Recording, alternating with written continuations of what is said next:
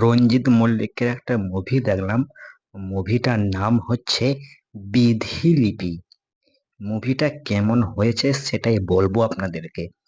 দেখুন, প্রথমত first of all একটা কথা বলে রাখি, মুভিটা হয়েছে অসাধারণ। এটা আজকেকার মুভি কিন্তু নয়, অনেক আগেকার মুভি। মুভিটা সেরা হয়েছিল। এবারে একটা কথা বলে রাখি, উম রঞ্জিত মল্লিক যেরকম হিরো, যেই ক্যাটাগরির হিরো, ওই ধরনের হিরো কিন্তু জন্মায়নি, এখনো পর্যন্ত জন্মায়নি। আর ভবিষ্যতে জন্মাবে কিনা সেটাও সন্দেহ আছে। ঠিক আছে, এটা কিন্তু প্রথম কথা আপনাদেরকে বলে রাখি। আর দ্বিতীয়ত, মুভিটা সেরা হয়েছে।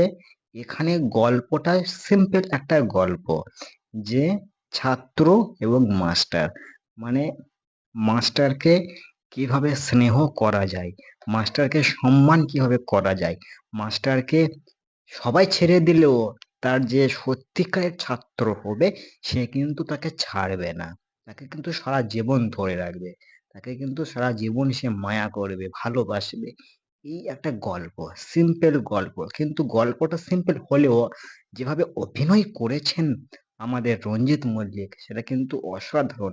আর এই কারণেই তো এনাকে মেগাস্টার বলা হয়, তাই না? উনি তো এই কারণেই মেগাস্টার। তো রঞ্জিত মল্লিক হচ্ছে আলাদা লেভেলের হিরো।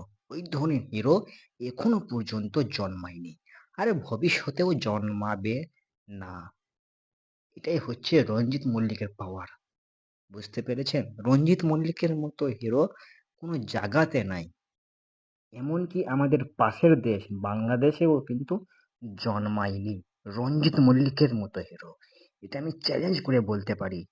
এটা আপনারা মানুন বা না মানুন, আমি মানি। ওনার মতো হিরো বাংলাদেশেও জন্মায়নি, আর জন্মাবে না, কোনো জায়গাতেই জন্মাবে না। বুঝতে পেরেছেন? এটাই হচ্ছে মেন কথা।